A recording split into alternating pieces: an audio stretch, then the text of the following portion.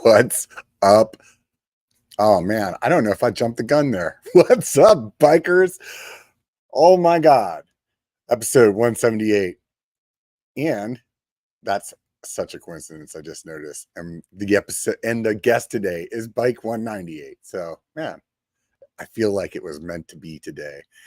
Anyways, good show today. We're going to talk to Rob Sutton about his channel and his website, what he's got going on over there. But before we get started, I want to tell you guys something. I just went to Sedona, and while I was down there hanging out with Ari, in case you didn't know, that's the bike brand formerly known as Fazari. And so they have this LaSalle, right? And basically, I've been telling my friends that I'm not a big fan of red bikes, and I've never been a fan of red bikes. I don't really care for red that much, to tell you the truth. But man, this thing looks so sweet. So those of you guys that are watching on YouTube or something like that, let me know. Do you think the red is the right way to go, or this like tealy yellow one is the way to go? I'm leaning towards the red, man. So if you guys are looking for something new, go swing by Ari Bikes, check them out. There's a bunch of new stuff on there. There's a lightweight e-bike they just launched. That thing's pretty sick. I saw the DJ. That thing is like a polished aluminum. It looks sick. Anyways, check out their site. You know what to do. Aside from that, spent a bunch of time hanging out with Tasco, and I wore these pants that I keep telling you guys about, the blue spruce. They look super blue online, but in person, they have a little bit more of a tealy color to them. Every time I wear these, I get compliments. So if you're thinking about picking up a pair, head over to the site, and the inventory is low. That's the reason I'm telling you right now. Use code BIKER, B1KER, save 20%. And outside of that, those of you guys that listen to podcasts on Apple and you guys went over there and wrote a podcast review for me, you guys rock. I honestly, East Bay Rich hit me up with my favorite podcast, The Enduro Dude, great show. Lone Wolf 34, by far the best MTB podcast, and Shane Rides MTB, one of my favorites. Thank you guys. Any of you that have been listening for a while, you enjoyed the show, go over there, write a review for me. It helps the algorithm tells the algorithm, hey, push this thing out. Someday we're going to drop off a dump load truck of money over at Robert's house. But until then, it's just you and me listening to this thing, doing this thing every week. So do me a favor, do that. I really appreciate it. Otherwise, those of you guys that want to be a member, help out. That's cool. $3 a month. Patreon, $5 a month, get access to all the biker content that I took offline. So there's a bunch of videos that are no longer on YouTube, and it's only available on Patreon. That's $5 a month. It also helps me make a little bit more money so I can prove to the tax man that I'm actually a business and not doing this for fun. Anyways, I'm gonna bring Rob back on. We're gonna get to talking. So how's it going, Rob? Doing well. How are you? Man, you know, I can't complain right now. Just got back from 5 days of riding with my buddies, so that's a good time, right? Yeah, not bad at all. Where are you located at? Just north of Atlanta. So right on. We got some good local trails here, but we also have access to everything in the southeast, and then obviously take trips places. But yeah, we got some good riding here in the southeast, so it's a good thing. Yeah. I've been on a trip to Atlanta, and unfortunately, it was like a work thing that I couldn't bring my. It just didn't work out to bring my bike. But I was looking at trail forks and stuff while I was there, and I was like, man, it looks like some pretty fun stuff. Just like a little north, and also like a little bit like northwest, if I remember correctly, like heading towards Tennessee or something. Yeah, so Tennessee has some great riding. North Georgia does as well. And then we have a couple local trails that get a lot of traction. So it's a pretty strong group here in Georgia. It's right on, man. How'd you get into riding? So it actually started back when. How old are you? When were you born? 46, dude. Old man. So 42. So I'm 42. Right. So I was the generation where they, kicked us out, and my friends and I used to ride as long as we could, as far as we could, and then come home for dinner. My first real mountain bike was a Raleigh M80, if you remember those from back in the day. Mm-hmm. Yeah. Blue to red fade with the RockShox Quadra 21R control tech stem that was probably 140 millimeters long. So that was my first real mountain bike outside of like the Walmart bikes. And I used to ride Soap Creek here locally, and I was hooked ever since. Yeah. My first bike every bike on the giant line at that time was fully rigid. There was no front suspension, no nothing. And yeah, it was like $500. It was like third from the top of the line. And I think their top of the line bike at the time was $1,000, and everybody was like, $1,000 for a bicycle? This is out of control. Yeah, for if sure. they only knew where they were going to be in like 30 years, you know. It's kind of crazy. So Really what made you decide to start doing a channel? Was it like the website so first, it actually, both of them together? yeah, it was a website first. So I started back with the website in 08. It was originally called mpttrailreview.com, and my idea was to actually review trails around the country. Found out pretty quickly that that's really hard to do in the early 2000s, late 90s, because you have to travel all over the place. So I quickly switched that to mountain biking by 198 and then to Bike198 and started reviewing products.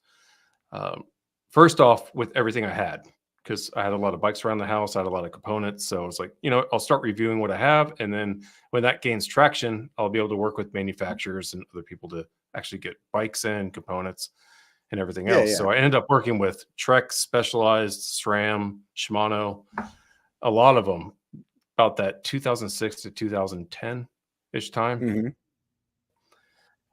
which was a lot of fun. So at one point in time, Bike198 was ranked second for mountain bike reviews on Google. And I was the only guy writing content for it at the time. So it was a pretty cool kind of endeavor into just kind of sharing mountain biking with a bigger audience was what I was trying to do. Yeah. So where did Bike198 come from? It was kind of an inside joke between me and some friends of mine. Yeah. It's not a story I really want to share. So but no, it's all right then. It's an inside joke. It's good enough. But the whole "Live the Ride" slogan actually came from a friend of mine and I doing a road ride up in the gaps. There's a 6-point gap up in North Georgia. They do a 100-mile road race, and you either pick 3 of the gaps on either side, or you can try to do all 100, which is brutal. But on one of the 3 gap rides, we were climbing up a hill, and one of the friend of mine was like, "You know what? It's Live the Ride," and that was where the slogan came from for Bike198. Right on.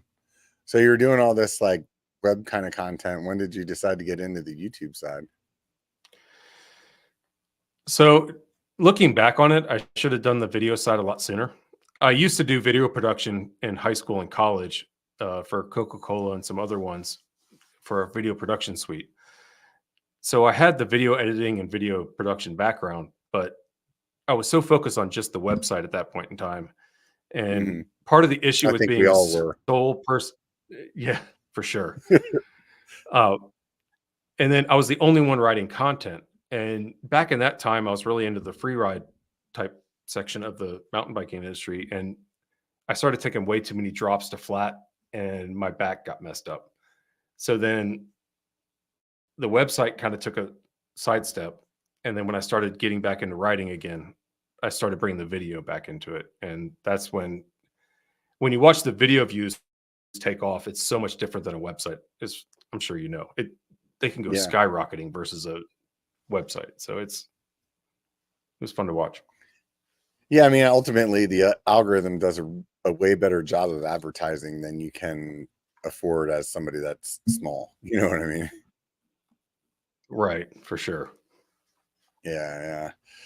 When I first started Biker, it was actually a website as well, and I kind of started the same way, a little bit of the same story, but it was like I started like, oh, I'm just going to do all these mountain bike reviews and write about them and take a bunch of pictures, because there wasn't really a good resource. The guy that there was one site in my area that was kind of doing that, but that guy got out of riding, so the content was getting old or whatever.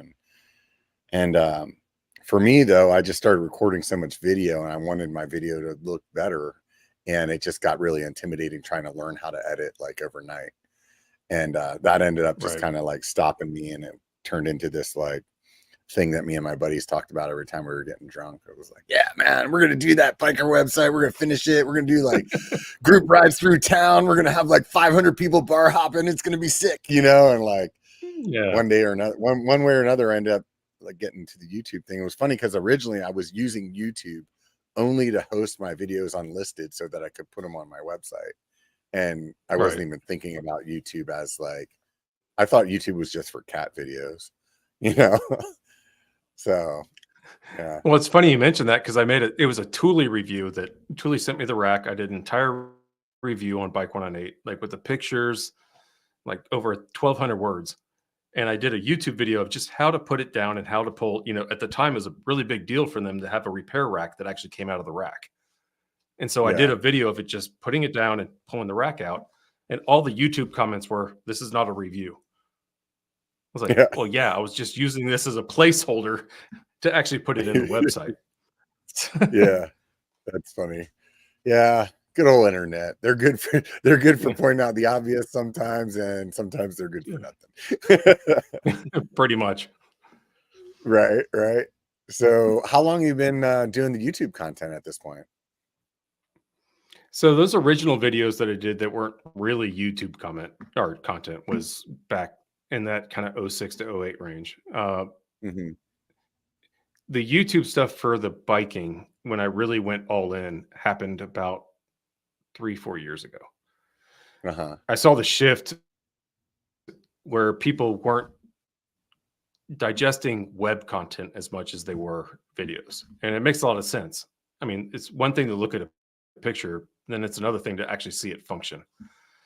So I started shifting the whole Bike198 business model more around video than text. And even at this point, you'll see that the Bike198 site doesn't even have most of the videos on it because it doesn't pull as much as it used to in the past.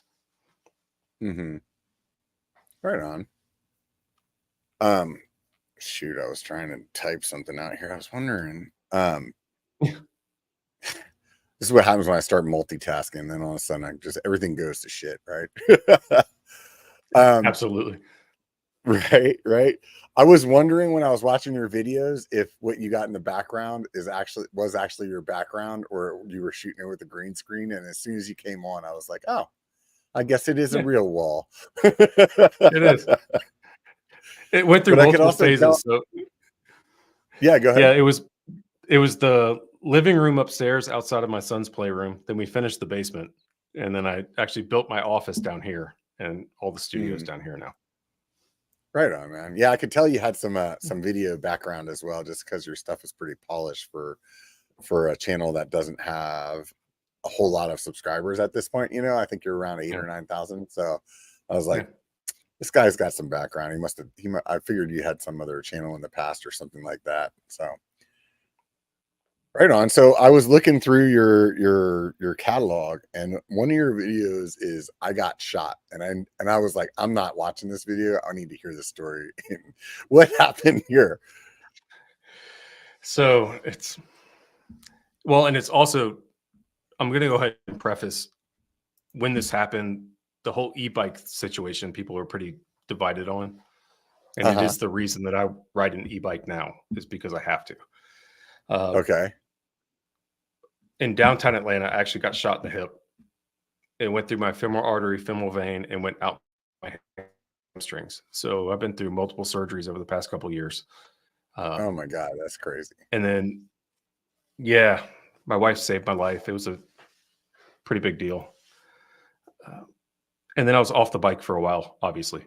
And then I had a friend of mine locally that was like, you got to get back out there. I was like, well, I don't know how I'm going to do this because the blood flow in my left leg can't handle it. He worked for Free Flight, which is a local bike shop that handled both Santa Cruz and Trek. And he brought out the Heckler and the Trek Rail. He's like, just come out and ride. Don't worry about it. And I got out on the rail and loved it. Yeah. And it made it so I could ride with my friends again. Like, I wasn't the guy screaming up the climbs. I was always more of a downhill guy anyway. So it allowed me to, my left leg could compensate with the motor. So, I mean, we still deal with things with my left leg that there's nerve pain, there's all kinds of stuff that goes along with it. But one of the cool things is technology finally crept up and allows people like me who used to go do the big rides over the weekends, all the big trips, but now I can actually ride again because the e-bikes came through. And but yeah, so it was a guy that shot me in downtown Atlanta. Was it like on an actual ride or something like that, or it was just like some kind of No, weird it was circumstance? actually, I could say it now because it's all published and he's actually in jail, but it was a guy that actually worked for my wife at Oh, her that is Christmas party crazy. that Oh my overserved God. himself and then shot me, Dude, missed her, and shot another guy. holy cow. Well, I'm glad that you guys are okay. That's Yeah. insane. Well, luckily What a it was at the CNN Center downtown Atlanta, so we were 6 minutes from Grady, which is the top yeah. trauma center in the world. So Wow. What a crazy story. That's nuts, yeah. man. So you're full on the e-bikes. What kind of e-bike you riding? Right now it's a Trek Rail 9.8. Yeah. I don't know which one my buddy had. I was just riding with him, and he has this Trek that is like, you can't even tell it's an e-bike, but like it makes no sound. It's like So one they've of the got two out lightweight right ones. now. Yeah, that's the Fuel EX. So Yeah. the rail, mine has a 170 millimeter Zeb on the front. Like Hmm. I It's a can big pull it bike. downhill, but it's a big bike. They came out with the Fuel EX, which if you go to a normal trail, probably no one will be able to tell. The bottom bracket is just about the same as bottom brackets were 4 years ago. So it's the way I see it going right now is the battery technology and the motor technology is getting to the point now where in the next 2 years, you probably won't be able to tell the difference between the two. Yeah, I know for a while they were doing some of the e-bike, the road e-bikes. They have some systems where you can take the battery out and then it's an analog bike, and then put the battery back in and it's like an e-bike. Yeah. And I think that will probably be like the bee's knees. That'll be like the thing where I see it like really being good for the industry. Because right now it's like, man, some people, they still want to ride analog, and they have some situations where they want to do that. But to buy two bikes, man, it's expensive. It's really expensive. I mean, it's expensive to buy one bike. So if they can get to that point where you can have like the best of both worlds, or even if it's like a air quote light e-bike and an analog, I think, man, that'll really take off. Yeah, almost like a hybrid system Yeah. where you can have your analog bike, you can have your e-bike, and especially if you're going to travel with it, traveling with batteries is not easy. So if you can do both, that'd be a really good thing. Yeah, you see a world where bike shops just rent batteries, so you could like fly with your bike and then just rent a battery. That'd be pretty rad, huh? Well, so they actually already do that. And there's a guy, another Rob, actually, Rob How e-bikes many Robs on do we need in this YouTube. world? Yeah, Huh? it's all of us. He actually just put out a video a couple weeks ago about renting batteries and just shipping the bike and renting the battery when you get there because it's That's so hard to interesting. fly with batteries. Dude, don't get me started on flying with bikes, man. Have you flown much with a bike? I have a couple of times. As much as I love having my own bike somewhere, it's Uh-huh. so much easier just to rent. Yeah. Yeah, it's like a catch-22. Sometimes the rentals are not perfect, or you're not comfortable with it, or whatever. So anyways, They're pretty beat up. yeah, I've flown a handful of times. Let's just put it, probably more than the average person. And oh my God, it's so hit or miss with the airlines on what the actual policies are. And it'll be like, oh, you read the policy and it says, it's just an extra bag fee as long as it's 50 pounds. And then maybe you don't get charged, but your buddy that's standing one girl over, like, gets slapped with $75.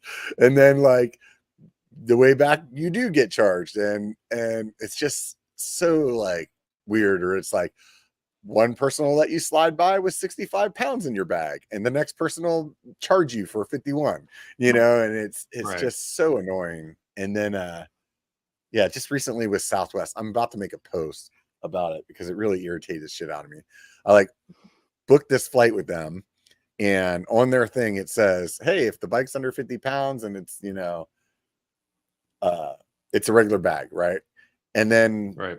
like I said, so what do? I take all these parts off of my bike to get it under 50 pounds because an XL 170 bike is like, I had the cassette off, I had the coil off, I had the chain, the pedals, all that stuff in my other bag, you know, and got it at 50. Sure enough, like I said, on the way there, no charge. I thought, oh sweet, this is great. I did it right. And then on the way back, it's just like they're like, let me call my manager. Nope. So I don't know. I want to try to do what I can do with my little bit of social media presence to freaking, like, can they at least just change the weight to like 60 pounds? And if it's in a bike bag, it's an extra bag fee. It's like, oh, or it's not an extra bag fee. It's like, come on, man. I don't know. Well, and then shipping it is a whole different issue too, because then you're without a bike for a week and it doesn't make it there in time. Yeah, you're just gambling the whole time. Right. Right. Yeah, I haven't done that whole. I looked at the shipping process at one point, and I remember thinking about how much it costs. I was like, I'll just rent at that point. It just seemed like too much of a hassle to like be sure it was going to happen, and the cost to me wasn't like, it wasn't like, oh wow, this is cheaper than renting. You know what I mean? Right. So and it's a I lot think of time. there's always like a breaking point too. It's like how many days are you going to ride? You know what I mean? If it's just like one day, definitely not worth it, you know? No, you're renting at that point. If you're out there for a week, yeah, you start justifying things. Yeah. So on your channel, you do a lot of like what's going on in the industry kind of news stuff. Do you feel like that's like a good like niche to be kind of you're leaning into, or is it just something that seems to be like the content that you're wanting to make right now? Well, it's just interesting to me, especially during all the COVID stuff. So my background is economics, and then both my wife and I are in metals industries. So we kind of saw this coming before it all actually happened. So basically, every single outdoor space, whether it's camping, boating, biking, when that COVID demand hit, there were a lot of companies that thought that was just going to keep on going and they would never see the end of it. And Yeah, I don't know really how you would short-sighted. possibly like sit down at a table and be like, this is the way it's going to be forever. Like that makes zero sense to even I think know. that. I know. And I've been involved with a lot of industries that have had to order from China, Taiwan, and other places. And the lead time from getting frames from Taiwan or China, you're talking 6 months or 6 months plus. So they were buying at the top of the market on a really delayed supply chain. And now they're all surprised that it fell off when everyone had to go back to work and everything else. And I guess just the background that my wife and I have, it was interesting to me, which is why I'm covering it now, is how these people didn't see this happening. Like, you should have seen the writing on the wall. I mean, Enjoy the blizzard. to me as the layman, right? It's like, hey, nobody can go outside or nobody can do anything except for go outside, right? And obviously you're going to have a bunch of people buying stuff because they're like, hey, well, if this is the only thing I can do, I want to do something. You know, I've already watched like I've sleeping already watched bags, tents. the It doesn't matter. Yeah. Yeah. You're like, you can only watch, what was the Lion King, or what was that guy's name that like came out at the same time? It's like, you can only watch that once and you're over it. Right. So it's like, like obviously people, I mean, like same thing went with like gym equipment and all those things, super big surge. But obviously once people can go back to doing the other thing, I mean, how many people built out a home gym that once the real gym opened back up, they're like, I'm done with that. You know, I got to get out of the house. Yeah. I want to go somewhere else or like use all that other equipment, you know? I think the surprising thing with me with the biking industry was they really doubled down. It was Yeah. like, okay, we're going to increase our SKU numbers. We're going to increase pricing. We're going to increase everything. And then as soon as everyone went back to school and work, their supply chain was so backed up 6 to 9 months that now they're sunk with really high priced inventory. Yeah. So now they're having to discount it heavily just to get it off the floor. So one of the things I covered today was Trek. The president of Trek came out and said, we're going to right size our business. No, what they're doing is trying to cut back as much as they possibly can. And what he came out and said is we're going to take inventory levels 20% below pre-COVID, not just COVID. Yeah. So it's the part I hate. There's a lot of smaller companies that got sucked up in the middle of this, like Gravity, Gorilla Gravity out of Colorado is a great example. They ramped up during the COVID stuff and then went out of business because that demand just couldn't handle all the investment they put into their business. But at the same time, there wasn't enough foresight. And everything I've heard about those guys is awesome. Yeah. I think they're bike enthusiasts that started a business and they just hoped it would keep on rolling. Yeah. It's everyone that talks about it is awesome. Yeah. I mean, it'll be interesting to see how it all shakes out, I think in some categories, several bike manufacturers have too much overlap. And to me, like, this could be their way of like having an excuse to like kind of slim that down. Or, you know what I mean? I don't know. Yeah. We'll see how it all shakes out. It'll be really interesting to see what happens. I like, and there's a bias here. I mean, I'm sponsored by Fazari this year, but I really think the direct to consumer stuff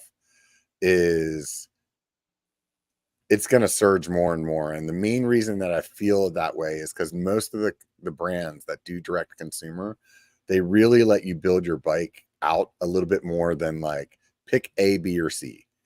And I think that the consumer wants those options. And you used to be able to get those kind of options like back in the day. If you bought like bike A from Santa Cruz and it came with like these tires or that or whatever, like at your local bike shop, you could be like, hey dude, I don't like those tires. And they'd be like, sweet, we'll swap them out and then we'll sell those separately and we'll take care of you, or things of that nature.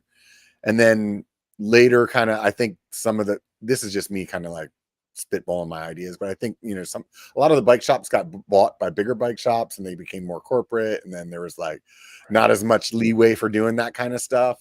And so now you have these companies that are like, oh, you don't want to pay an extra $4,000 just so that you can get axis shifting. You just want axis shifting, like let's throw that on there, as that like a line item. And I think it's something that would be really hard for the way that the current bike manufacturers sell their product to do. You know what I mean? Right. But I don't know. They're gonna have to come up with something like a Santa Cruz type of business is gonna have to come up with a way to directly compete with people having those options, because it allows them to like adjust the price, Right. So I have my opinion about this, but I'd like to hear yours first. Yeah. Where do you see the local bike shop fitting into this right now? Because I agree with you. The direct to consumers, it's a thing. It's not going away. Yeah. I think there's still a lot of service. And for the most part, most like local bike shops make most of their money off their service departments. That's my understanding. Service 100%. And I think there's a way for them to partner with these direct to consumer brands where they get percentages of the sales for having those bikes there as demos. So like, that's the biggest fear as a direct consumer buyer is like, do I not like this bike? You know what I mean? Like, I actually can't tell what color that bike is on my computer compared to how it shows up in my door. And so having like some kind of partnership like that, I think that would be, I don't know, that's just like what I'm coming up off the top of my head as we're talking about it. What do you think? Well, I think it even goes a step farther than that. It's, let's say, like YT bikes, for example. They don't have Mm-hmm. a dealership network. But if someone comes in and you're an LBS and they come in with a YT bike, it's like, I bought this bike. I don't know how to assemble it. And we know those bikes come in basically with everything done except for like 2 bolts. Right. It's an opportunity to gain a relationship with someone who might go on your rides, might come to you with service. Mm-hmm. So don't shun them away because they just didn't buy a bike from you. Take it as an opportunity Yeah. to gain a relationship with someone. And to your point, service is the highest margin they're going to have.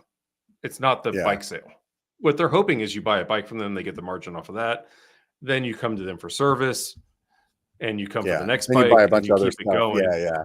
Right. Right. What I've seen locally, and I think it's getting better over time, the original direct-to-consumer market model, there were a lot of bike shops that were really hesitant to it. And you would come in with a bike that you didn't buy from them. And they were like, well, you didn't buy this from me, so I'm going to charge you X amount. Instead Mm-hmm. of being like, hey, you're a customer of mine. I want to build a relationship. Mm-hmm. I don't, I've gotten some flack for saying this, but I think they're good-hearted people and they want to keep Mm-hmm. their from I them. love. They want 100% of the supply chain, right? There. Yeah, you lagged out there Yeah. just for So a second. So you were saying they're good-hearted people, and sorry. that was about the last that I caught there. And they're really enthusiastic about bikes and riding. But sometimes they need to Mm-hmm. realize there are people going to come into your shop without a bike that they didn't buy from you. And it's a point to make a relationship and not look down on them for not buying from you. Because they might buy from Yeah. you in the future. Yeah, and I don't know, like maybe it's just the shops that I go to, but I haven't personally like experienced that type of like bias against like bikes that weren't bought from them. But I could see where you're coming like where that could possibly be a thing. Yeah, Well, and I it's think it just also, we're in a metro area too. So it's a little bit different, but yeah. Yeah, because I'm in pretty much downtown Sacramento, so the shops there, they see everything from like some Walmart bike coming in the front door to get worked on to like some, $15,000 e-bike, like, right. so, but like, I'm trying to like think in my head, like there are some shops that I go to that are like pretty strictly mountain bike shops. And if you walk in, like you didn't have one of the brands that they normally sell, I don't think they would charge you any different though. They'd probably just be like, I don't know. Yeah, it's tough to say. It's really tough to say. Do you see that though? Like people charge different if you're not or you've seen that? I don't think it's charge different. It's more of an attitude. Yeah. Yeah, I could see that. Yeah.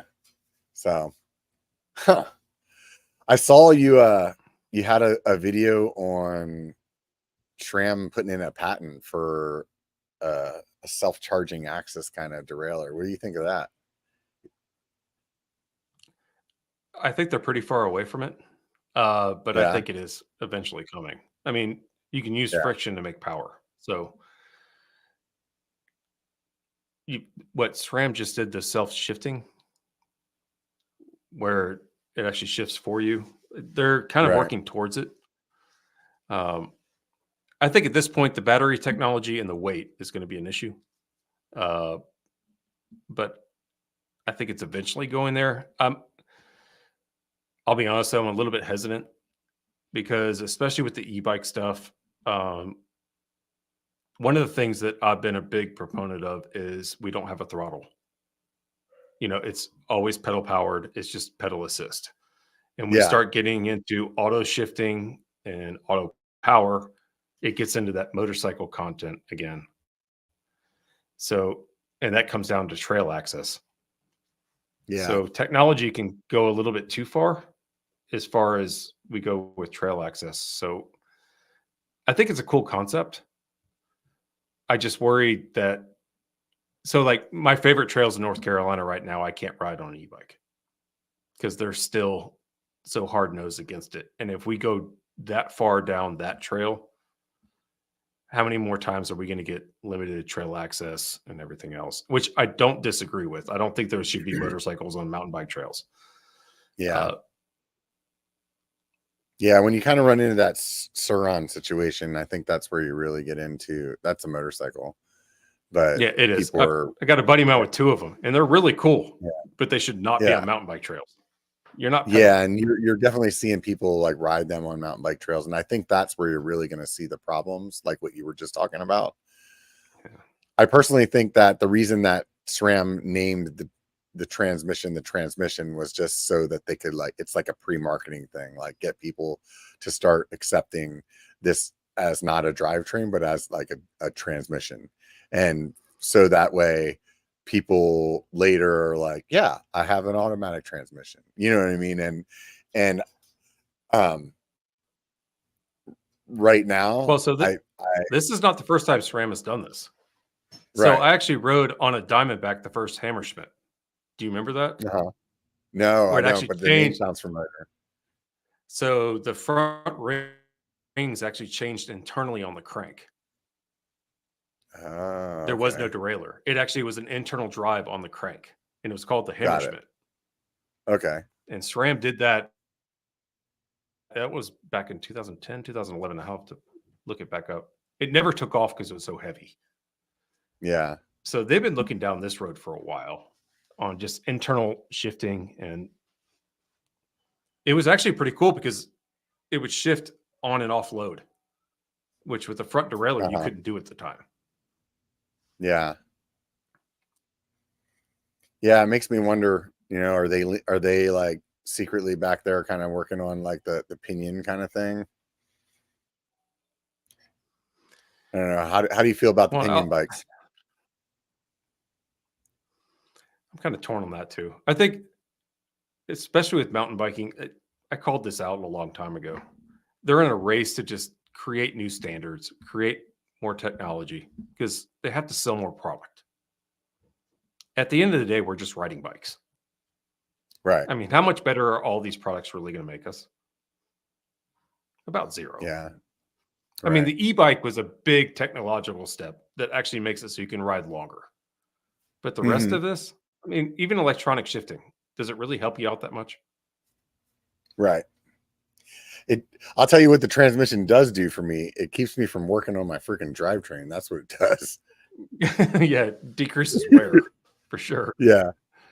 Well, I'm just a shitty mechanic, so and that thing seems to make up for me shifting whenever the hell I feel like it, and it just keeps working. That's the one thing I can say about transmission is I've had it on my bike almost since it came out, and I have done zero tweaking to it, like zero. And a GX axis, it would be perfect for a couple of months, and then after that, I'd start having to like mess around to try to like keep it shifting right. And that transmission I have beat out, like bounced off of just as many rocks, if not more. And that thing is just solid. The only time it hasn't shifted correctly was because my axle was loose, and that was it. Right. You know? Well, sorry, it brings up, we digress there a little bit. No, you're good.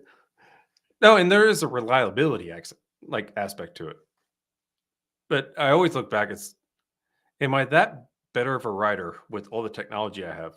Now, suspension is a completely different story. I think suspension right now actually allows us to ride more difficult trails than even our skill level would have allowed us back in the day, for sure. Yeah, I agree. Because I mean, there's an area that I ride a lot, and there's a trail there that was built in like the 80s. And when you think about the guys riding that trail in the 80s, you're like, holy shit, these dudes were hardcore, right? Yeah. And then there's some newer trails that are built in that area that are definitely way more intense, like insane more intense, you know? And it to me is not that, like, that guy back in the 80s that built that trail wasn't building like a mediocre trail. He was building like the most intense trail he could make at the time, you know? Yeah, he just And wanted to ride it. right. And it's like now there's no doubt in my mind. It's like things that I remember riding in the 90s that we were like, hey man, this is legitimate mountain biking. Like some of that stuff was just hiking trails. You know, it was like there were some rocks here and there, and we thought it was crazy because we had, you know, a fully rigid bike that didn't have a dropper, right? And now it's like the stuff that I ride, like the stuff that I just rode in Sedona. Like you could have showed me that in 1992, and everybody that I knew that rides would be like, "Yeah, you can't ride that stuff. That's just stupid." Yeah. You know. Well, it's funny you brought it up too. So I'll ask you a question and then I'll answer again. Biggest Sure. innovation in mountain biking so far? Oh man. What is it? That's really tough. And I think for me, like, well, I mean, are we counting like moving to suspension, or are we like just anything? Count suspension in, just because that was a Suspension's natural already progression in. anyway. I really, it would, the first two things that come to my mind are tubeless tires and the dropper. The dropper Just being like, yeah. I mean, the dropper's huge. It definitely is. The tubeless tires are that's a pretty big game changer too, man. To like not have to worry about popping tires and being able to run pinch lower flats. pressures. And Yeah. yeah, it's just like, I mean, yeah, it's such so much less of an inconvenience getting flats nowadays than it was back then. You know, it's like you pop tires all the time, or you're running like 50 psi in your tubes, you know, which Yeah, and you're makes bouncing for all over the place. right. So, but I think that I think it would be very easy for me to say yes, the dropper, because honestly, just the other day, my dropper was screwing up when I was in Sedona. Something happened, got something in the cable or something like that, and it started like it wouldn't stay up. And then you would be like maybe halfway down the trail and it would pop up, and now you're in the middle of this technical section and now it decides to stay up, you know. And those moments was like, dude, I cannot ride what I'm on right now with this seat in that spot. Like I can't get low enough, or I can't like throw the thing around Can't the way control that the bike at that point. yeah. Yeah. It's like you think to yourself, I remember even just saying out loud, I was like, how the hell did we ride like any of this stuff before? Like I'm dropping my dropper, and 3 pedal strokes later, I'm raising it. And then 6 pedal strokes after that, I'm dropping it again. You know, it's just like, this is insane. Well, so I ran the original gravity dropper post on a Ventana I had. Oh gosh, a long time ago. And everyone's like, why do you need that? Local to me. They're right up the street. Yeah, no, Sherwood. Yeah, that's cool. Yeah, I've had 3 Ventanas, 4 Turners. Yeah. Right on. So I pull you off your story there. So sorry. Yeah. But yeah, dropper post was always the big thing for me. And everyone's like, oh, you could feel the weight. You don't really need it. I need to turn my bike with my hips. I'm like, so why does a motorcycle not have a high seat? Why do downhill bikes, it's always dropped? Yeah. And those old gravity droppers, it was 2 magnets and a slide. And it would only work half the time. But man, when it worked, you were able to just take off. It was great. I remember in the 90s, there was a dropper at that point. It was basically a big spring, and you could reach under, grab your quick release, unlock it, just sit down basically, and then lock it manually, and then it would be there. Right. And the only downside was like when it came back up, if you were trying to do that quick, it might not be straight, you know. So like, and your hand was off the bars. Yeah, exactly. That too. Right. Oh, somebody remembered the name. That was the ride height. This guy says that sounds about right. I remember looking at that thing in the. I think it was whenever back when Performance and Nash Bar had magazines. That's how you looked at stuff. We didn't have websites, you know. And it was like I just remember looking through that and being like, man, I want to get one of those. That'll be sick, you know? Yeah, and that lever was right under the nose of the seat, and you had to hit it and then sit down and then let go. It was a big ordeal. Yeah. Oh, that was later. But The one I'm talking about was just a spring. Like you had to grab the actual quick release. Yeah. Oh yeah. That's funny. Good times. So anyways, so what's your thing on the pinions? Because to me, for a long time, I really felt like the shifting was a problem, and they only had the grift shifts, and just recently they released a new iteration that has electronic shifting, and you can shift under load, and it kind of does what transmission does. It's like, hey, I'll do that right at the perfect moment, so you can smash through gears and stuff. And I don't know, to me, I'm like, I feel like that was a big step forward for them. I agree. The shifting under load is a big deal. I mean, how many times have we been on a climb or something and then you have to clutch and then shift at the same time and the chain wants to pop off? Yeah. And then you're stuck. Then you have to restart. Yeah. And it's something I think. Go ahead. No, go ahead. I think it's something Ceramic Shimano have been trying to solve for a while. Is that shifting under load?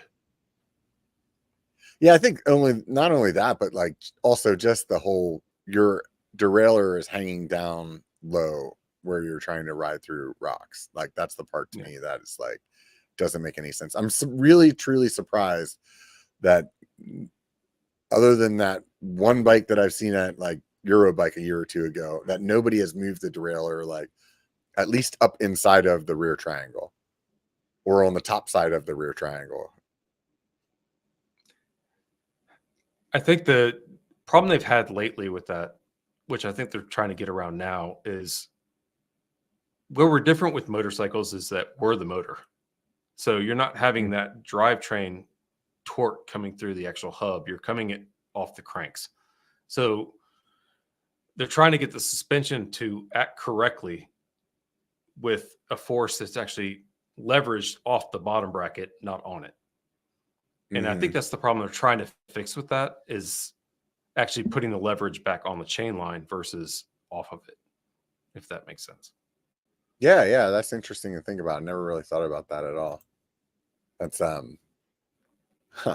because the big thing with the horse link was the suspension doesn't kick when you're actually climbing. Yeah. It stays soft. And that was, Specialized bought the patent for that. And that was basically the main suspension for 15, 20 years until high pivot and everything else came out. So. Oh, you just said what I was going to ask. What do you think about this high pivot? I haven't been on one yet. Have you? I have. It rides really well. Yeah. The only thing you're adding in a little bit more maintenance. So you've got more bushings, more pulleys. But they're trying to move that pivot point up so that the kickback from the pedals doesn't affect it as much, and you get that plush, almost motorcycle feel no matter what you're doing. And that's the ultimate goal. Yeah, I don't like the part where you said more maintenance. That doesn't seem it's like more a selling pulleys. point to me. Well, and you got to think, look at the chain line. It's coming up around a lot more pulleys, and you have more pivot points. It's going to be more maintenance. But the bushings, the bearings, everything else are a lot better now, so that should help. But it's a lot of moving parts. Yeah, that's interesting. I don't know, man. I definitely don't. My knee-jerk reaction to looking at it is that like this is a trend, but this is not like it. Just like I feel like things that really stick around are always elegant. I don't know why, and that just doesn't look elegant. So I feel like they're on to something, but that's not the way it's going to happen just yet, So it reminds me of, actually, Kona got kind of mad at me it was back in 2011, 2012. They came out with the Magic Link. Do you remember that at all? No, I Where they don't. actually had a secondary coil shock right above the bottom bracket. And the deeper you got in the travel, the more the travel changed the bike. Mm-hmm. So it was like 4 inches of travel when you were just riding around. And then when you started riding downhill stuff, it would change to 6.5 and 7. Oh, But it was okay. an That's pretty rad. undamped spring. And my review of it, you could take the bike and just push it, and the entire thing flexed sideways because there were just too many pivot points, too many points of failure. So you would get into that downhill run, and when it switched, it was weird because it was trying to figure out where it needed to be, and the whole bike would flex. Right. Which is They ultimately abandoned it like a year later. But so the high pivot stuff could be that way a little bit. When you introduce more pivot points, you introduce more points of flex, more points of failure. I mean, I feel like Trek coming out with it was an interesting move with the Slayer. Yeah. Because it was a boutique thing up until that point. Yeah. Do you think that it'll be that'll be like the new mullet, like where everybody has to have one? Possibly. Yeah. Yeah, it's definitely I also like see a place for them. I actually like the mullet idea. I really like mullet, honestly. I do, but I also really like 27.5, and I think the only reason that I'm enjoying mullet is because the 27.5 bikes are gone away, and I just mentally have to accept it, because I personally I'm still not 100% fan of 29ers, and I like, even whenever I first got when I started riding some bikes that were mullet, I could feel that flex in the 29 wheel initially. Like, it takes me a week or two, and then I don't feel it anymore. But right out the gate, I'm like, oh yeah, this is not as like, it's not the same. Like you could, at least for a guy my size, I'm a big dude. Like right now, I'm like 255 pounds. So like, I'm definitely like pushing that stuff harder than a 170-pound guy. And for me, I'm like, I don't know. I'm not crazy about it. So I tested the first Niner WFO that came out, and it was the first long travel 29er. And at that point, it was 140 millimeters worth of travel. And I was like, this bike feels huge. Yeah. Just because the bigger tires and everything else. And a lot of my background comes from trials riding. So I'm used to smaller wheels. And then when I got into downhill, the 26-inch tires on 2.4s were basically a 27.5. So I didn't really see like the reason for the gap. Yeah. I saw the reason for a 26 and a 29er. That's a big jump. Yeah. But the 27.5, once you get a 2.6 tire on a 27.5, it's basically a 29er. And then when you get a 2.6 on a 29er, it's a lot bigger. Yeah. So I think it's an interesting space to be in, because I think it's talking about standards again. There was a 10 millimeter axle, then a 15 millimeter, then a 20 millimeter. And they keep on just adding different things to sell different products. But like, I've got 80 currents on my rail right now, and they'd probably measure out to 30 at least, because they're huge. So I'm also a big fan of ride what fits you. And not everyone's fitted to a 29er. If you put my wife, who's 5'1", on a 29er, the wheels are going to be huge. Yeah. She'd be better off on a 26. Yeah. Yeah, definitely. Or even a mullet that's a 26, 27.5. Those would be sick for people that are like the small bikes. The problem is that they don't make the rubber for it anymore. You know, you can't buy the tires. No, they don't. You know, they barely make 27.5 tires anymore. Yeah, I mean, 29ers have basically taken over everything. Yeah, the mullet. I was just having this conversation with Steve from Big Brain Party. He used to do the hardtail party, and I think the mullet's keeping the 27.5 tire alive. But as soon as that like starts falling off the books, let's say, or out of the lineups, that's whenever, I mean, it'll be what it is. We'll be screwed at that point. I will say this, that my mullet is way more fun to ride, but when I put 29ers on that same bike, I get PRs. So like, there's not a doubt in my mind that the 29er is faster. Like it's definitely faster. Just the way that I can carry speed and pick it up and like go through the mucky stuff, just like straight line and shit, but the mullet is just more fun. It's just like more this playful. whole last this whole last 5 days in Sedona, just whipping it around corners, and you just feel like you're just like throwing it over on its side, and it's just like, it's a party, man. I will be bummed if the industry just goes like full on 29, like forget about it. Well, and the thing I've always said is I don't get paid to ride. I ride to have fun. Right. So if I'm not having fun, what's the point? Yeah. And I like a playful bike more than I like a plow bike. Yeah. Yeah, I've always felt like 29ers pick their own line. And like when they first came out, they really picked their own line. And over the years, they've gotten the geometries and stuff better, that they pick their own line less. But I still feel it like when I come into the super chunky, that was the thing about like a 26. It's like you could like point that tire exactly where you wanted to go through some rock garden, and it was going to go exactly there. And with the 29er, it's like you come into rock garden, it's like, I'm going to shoot you in the general direction I want you to go, and we're going to make it out okay. That's kind of the way that I feel about it. But I don't know. Well, there's just so much rolled over and volume there. I mean, it's get on a 26-inch bike with 1.8 tires and try the same thing. It's just a different animal.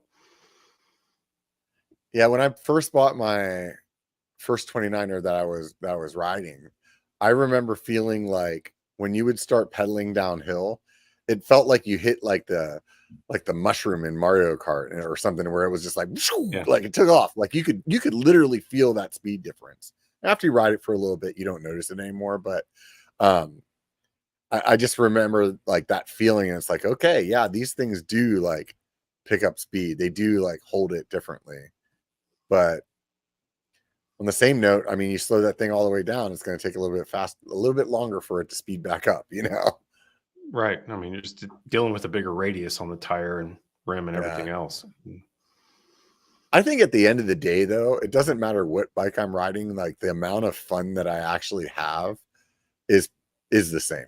And same thing goes with like your skill set. You know what I mean? It's like I have just as much fun riding my bike down the trails that I did whenever it was 8 years ago, and I did it at a quarter of the speed. You know what I mean? With a shittier bike, with less suspension, and definitely not as good of parts as I have now. You know what I mean? And it's like, now I have a very expensive bike, and I'm still having the same amount of fun, though. I'm doing it faster. I don't know if you can say that that's more fun, but like realistically, it's a little bit less risk. Yeah. The bike can take more. Yeah. But actually, my most expensive bikes have been rigid ones. Yeah. They were all custom steel bikes. And I do think there's some value in people actually going back and riding hardtails, riding rigid bikes. I think there's a lot of what technology does now is make up for lack of skill in certain areas. Yeah. And that's not a bad thing. It makes it more accessible. Yeah, but it makes it more accessible to more people, which is awesome. But I think as people get better, I think it's a good thing to go back to a hardtail, go back to a rigid, ride flats, not clipless. Yeah. Yeah, I've preached this to a bunch of people lots of times, and it's definitely a way to like make old trails fun again. That's a big one for me. I think it's definitely a way to realize like how much your suspension is is making up for skill set, you know. Yeah. It's challenging to ride a hardtail, and I think, yeah, it beats you up, especially the older you get, man. The more that like you feel in the back and all that shit. But I think I agree with you 100%. I think that everybody should have a hardtail with flats on it, and go out there and, Just go have fun. Yeah, yeah, and like challenge yourself, because it's like, oh man, yeah, I can smash through that rock garden no problem with 170 millimeters of travel, you know. But Right. like, give me a hardtail with like 130 or 140 fork, and it's like, man, I'm a little intimidated, you know. Well, But and once you then start ride getting that through that, ride that hardtail, then get back on your full suspension and see how much faster you go through. That's the yeah, fun yeah, part. Like, because you yeah, learn things on that bike that you wouldn't have on the other one. yeah. Yeah, I rode clips almost my entire riding career, like, if that's what you want to call it, career or whatever. But like back in the day when I was a kid, it was BMX bikes, obviously flats. When I first got Yeah. into mountain biking, everybody used toe clips. Like, there was like, why would you not use toe clips? You know what I mean? It's like, this is Yeah. mountain biking. There's like dirt and mud and stuff, and you're like, yeah, toe clips. And so like later, then it was, you know, clipless or whatever. And so I always did that. And it wasn't until a few years ago that I tried to go flats again. And I just realized how much it just really like was, the clips were making me make a lot of bad habits, and I lost a lot of skill set that I thought I had, and that I thought was still 100%. there, you know. And now riding flats for as long as I have, I mean, I still have clipless on my gravel bike. I actually have clipless pedals on my hardtail, because it's just like most of the time I'm doing XC stuff on that, you know. And Right. I think they have their place, but I really like, I don't really drop a foot going through chunky stuff. Like, it's none of the issues that I had when I was younger, and I feel like it's done a lot of good for me as far as like way better body position. I think about that stuff, where with clips, it's just like, just fucking smash right into that shit. You're not coming Right. off, you know, like, so No, yeah, like completely. even in cornering, like my cornering got so much better when I switched back to flats, because all of a sudden I'm like dropping my heels, and I'm really thinking about where my feet are, like in the pedal stroke and stuff like that. Where Right. on clips, it was like, I'm not really caring. Well, even just like bunny hopping over rock gardens, you just pull up on the cleats instead of actually Yeah. positioning the bike where it should be. And Yeah, that was one of uh, those things when I switched to flats, that I realized I couldn't bunny hop anymore. I had to like relearn, because all I was doing was like compressing my suspension and hopping up with like lifting the bike, you know, instead of actually right, hopping, like bunny hopping. right. On so I grew up kind of the same way you did. I went from toe clips to my first clipless pedals were the Onza clipless with the the bumpers that had the different colors that you had to swap in and out based off of stiffness. Yeah.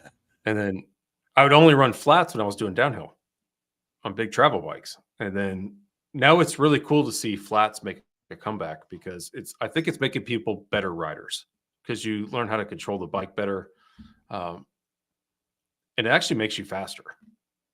You might not feel like it uphill, because I mean, it's even road biking. I mean, clipless, it's you're more efficient when you're in clips. But as far as mountain biking goes, I think it's a lot more efficient as far as skill set goes to be on flats.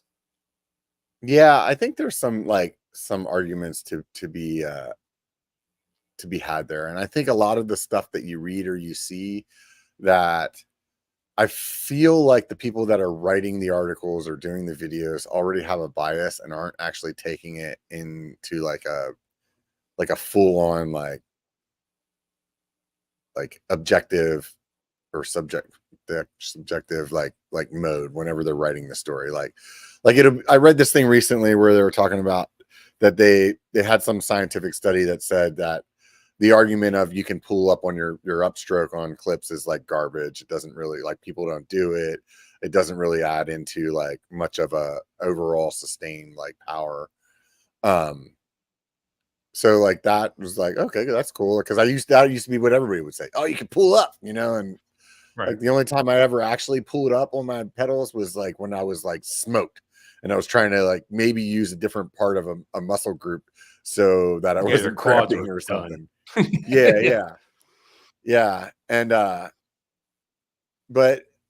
but for whatever reason in their study or their article that they had written, they like, you know, had a couple of test runs or whatever, and they still came to the determination that the clips were faster.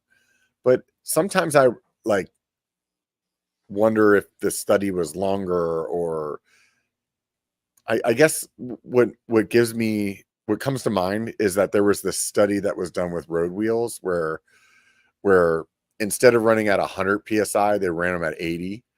And even though the rolling resistance was higher, because the riders had more comfort and less like vibration, that they actually didn't tire out as much over time. So like Yeah. initially the 100 psi would be better, but overall the 80 would be better because the person didn't feel as beat up, so they could ride stronger. And that same kind of like thing comes to my mind with like clips versus like pedals is like, okay, if you have it in all of these circumstances of like maybe getting through that rock garden and, you know, being able to move your foot position a little bit, or being able to like lean your bike this way or that way, or like, I don't know. I just feel like after riding them both, I mean, my advice to anybody is like, do whatever works the best for you. But I am definitely not like in a camp now where I'm like, one is 100% better than the other. I really feel like it depends on what you're doing. Oh, 100%. And in road biking, it makes a lot of sense because it's such a controlled environment. You're not Yeah. dealing with rocks, roots. Like having your foot in the optimal position to the cranks over and over again and not having to worry about your foot slipping makes a big difference. Mountain biking, you have so many different variables that are coming up. And a lot of times it's nice to be able to take a foot off and balance or just dab real quickly, where clips make it a little bit harder. I don't think you get the biggest advantage out of being clipped in mountain biking as you do road biking or even gravel for that reason. Yeah. Yeah, I don't ride my gravel bike a lot on dirt, like mountain bike-ish trails. Like most of the time I'm pretty much, let's just call it road riding with Yeah, otherwise like you'd be on a no mountain bike. Yeah. yeah, yeah, yeah. So it's interesting that you say that. I think if I was riding my gravel bike on more mountain bike trails, I would probably still want flats at that point then.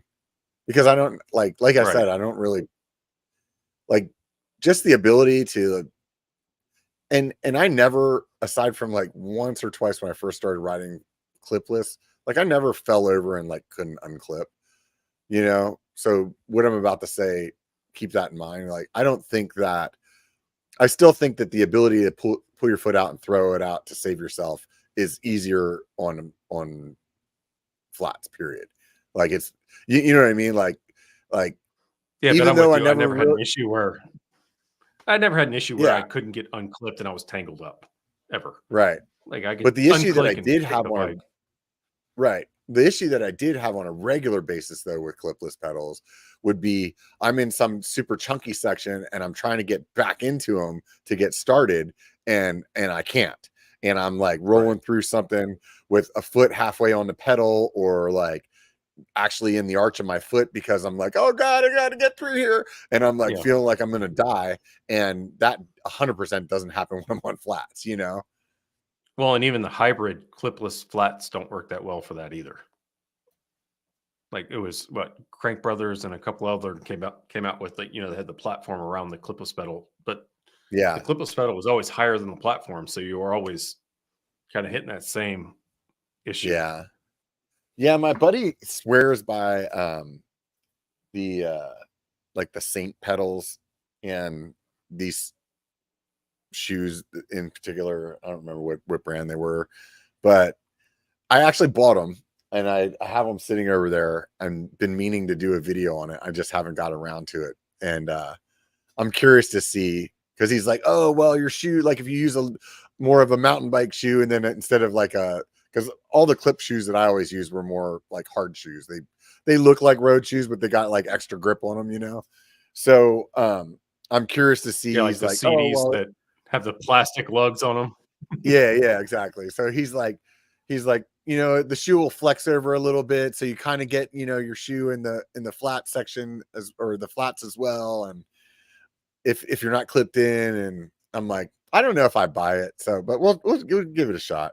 It's funny though, because like back in the day, I mean, and this is just a couple of years ago for me, I at the time would talk anybody in flats like into like getting clipless, and I never had any fear of going through any kind of rock gardens or anything like that with them on.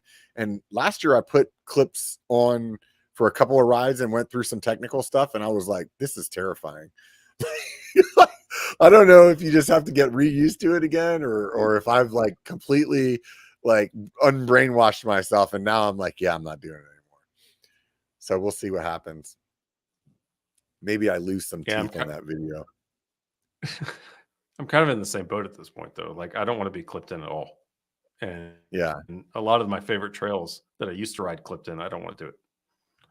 And yeah,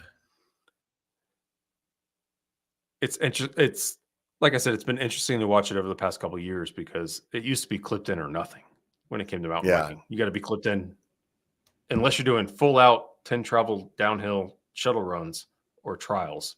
You're clipped yeah, in. And now it's dropper posts and flat pedals. So it's been a fun transition, and I think guys are riding faster now, which is good too. Yeah, just I'm curious to see. I think that, you know, the pedal technology and the shoes have definitely come a long way, and I think that's a big portion of it. You know, I mean, back whenever I was riding BMX in the 90s, it's like we were wearing Vans and shoes that, or pedals that were just like ridiculously sharp, and you slip the pedal here and there and it would just like wreck your legs, you know? And Yeah, my trials I bike think, had you know, Odyssey triple traps. If you remember yeah, those, you remember the Odyssey triple traps, and I had titanium matter cages on them. And man, if you slipped, I think I still yeah, have I remember the scars. ones that were super popular were called like bear claws, and they just looked like Yeah. freaking some kind of torture device, you know? But yeah,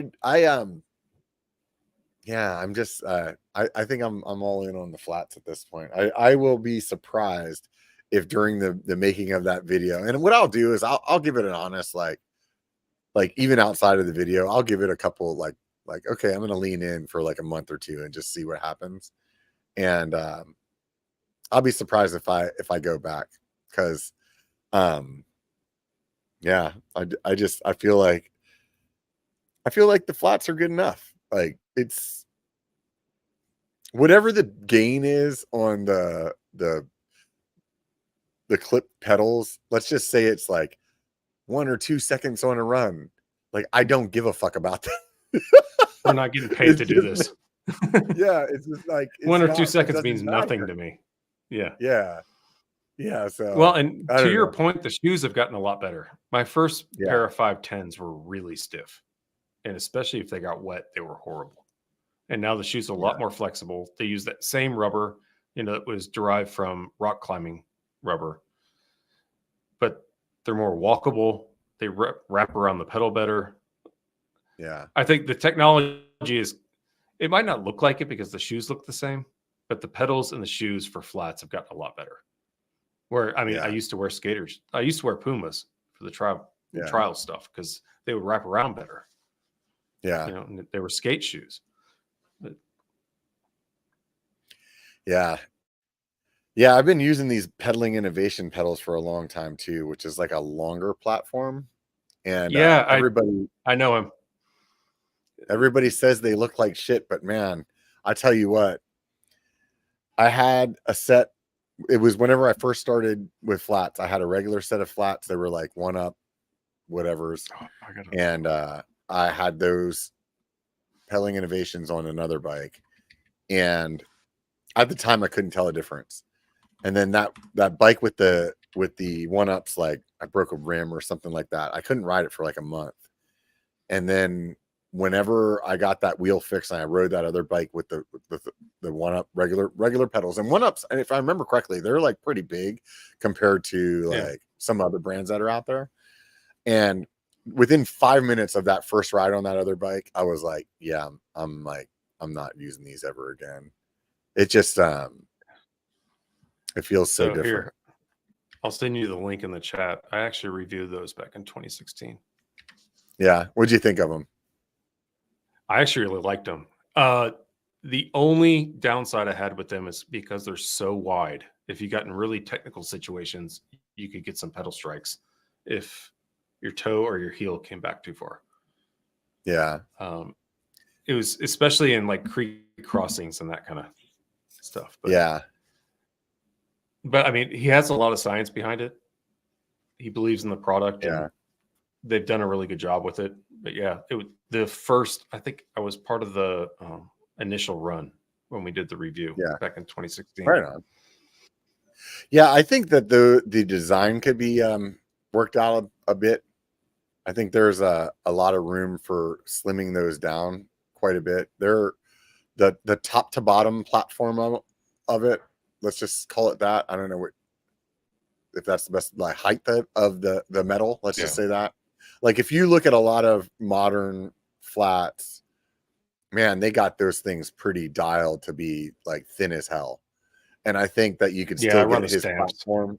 Yeah. And I think you could still get a platform really as big as his and thin it down a lot, which would combat some of those issues. And then the other end of it is like, I think that if he could also do a composite so that like they don't get so beat up, or they don't at least look so beat up, and then maybe you can offer more colors. And I think those two things there would be huge. But as a guy that's running a small business, what I just said there is very expensive, you know, like, hey, you got to get somebody. Well, you're talking molds, you're talking where he can machine this out of a block of aluminum versus having to buy a mold and be on the hook for volume at that point. Yeah. So, which is hard for a small business like that. I'm surprised that nobody else has like made something similar. You know, I'm surprised Raceface or someone else hasn't been like, hey, we'll just try it out and see how it sells. Yeah. I mean, they've definitely made a bunch of bigger pedals, but even those, like when you look at them, they're still off by like, I don't know, probably like 20 mil or something like that. Like they're not quite. Oh, easily. Yeah. I still have those pedals laying around somewhere. But yeah, I like them. I mean, it gave you kind of that clipless feel because the platform's so long. Yeah. But I'm with you, though. They could be a little bit thinner. Yeah. You could shave a bunch of weight off of them for sure. But yeah, maybe that's why I like them too. I think because there's so much more surface area, you have a lot more pins as well. So, man, your feet are stuck, dude. You know, it's like, they are. It's they're very, very planted. And so I don't know. Maybe I should give regular pedals a shot again and see if I'm okay with it. But I don't know. It just feels so much more stable to me.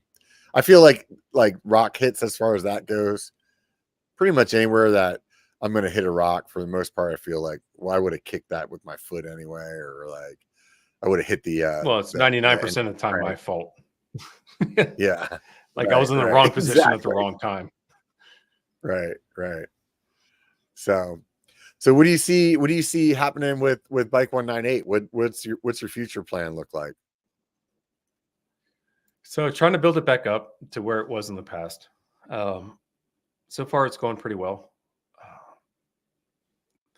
Trying to balance life with coaching youth sports and mountain biking at the same time. So it's a little bit of a challenge, but